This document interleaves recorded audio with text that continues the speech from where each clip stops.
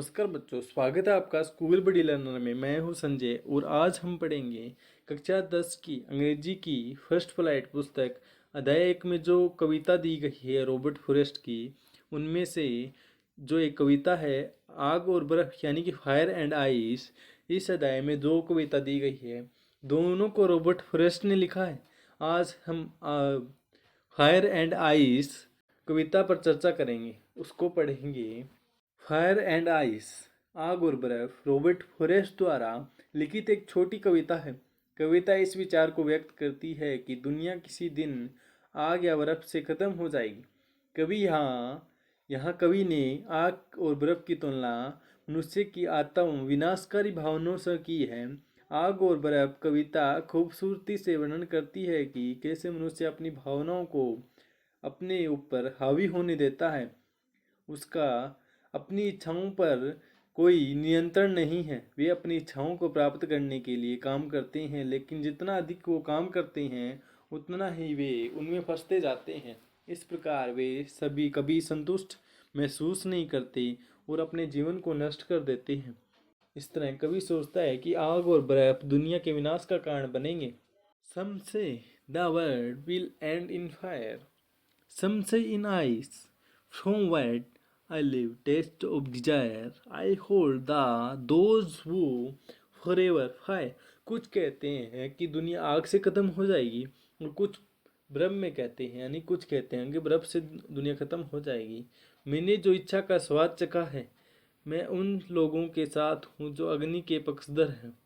But if it had to precise twice, I think no enough to hate to say that of destruction is it also great and would spice. लेकिन अगर इसे दो बार नष्ट होना पड़े, मुझे लगता है कि नफरत के बारे में कुछ जानता हूँ। कहना है कि विनाश बर्फ के लिए भी बढ़िया है और काफ़ी होगा, यानी कि जो बर्फ है वो विनाश के लिए अच्छा होगा, जो काफ़ी होगी विनाश के लिए। इस कविता में उन दो तरीकों को व्यक्त करता है कवि जिससे दुनिया का अंत हो सकता है।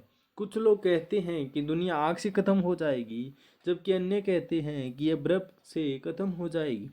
कवि कहता है कि वह मानवीय भावनाओं की अगर इच्छाओं से अवगत है, इसलिए वह उन लोगों का समर्थन करेगा जो कहते हैं कि आग दुनिया को समाप्त कर देगी। फिर कवि फिर से सोचता है और कल्पना करता है कि अगर दुनिया को दो बार मरना पड़े तो बर्फ में अग्नि के समान पूरी दुनिया को नष्ट करने की क्षमता है। कवि आग और बर्फ की तुलना मनुष्य की आत्म विनाशकारी प्रकृति से करता है। कवि के अनुसार अग्नि का अर्थ इच्छा, लोभ और वासना है। ऐसी भावनाओं का कोई अंत नहीं है। मनुष्य जितना अधिक उन्हें पूरा करने का प्रयास करता है, उतनी तेजी से ये भावनाएं आग के समान फैलती हैं। ये भावनाएं मनुष्य के जीवन को अक्सर घेर लेती हैं और वे उनमें फंस जाते हैं। परिणाम स्वरूप लोग अहंकारी, स्वार्थी और क्रूर हो जाते हैं। दूसरी ओर कवि बर्फ को मानवीय भावनाओं का कठोर, खुरदरा और घृणित पक्ष बताता है। लोग कठोर हो जाते हैं और दूसरों की भावनाओं की परवाह नहीं करते। वे दूसरों के साथ सुख दुख से बेपरवाह रहते हैं। इस प्रकार कवि कहता है, और चूंकि बर्फ और आग दोनों इतनी तीव्र गति से बढ़ रहे हैं कि दुनिया आग से या बर्फ से समाप्त हो जाएगी। कविता एक सुंदर संदेश देती है कि मानवीय भावनाओं उन पर शासन करती है।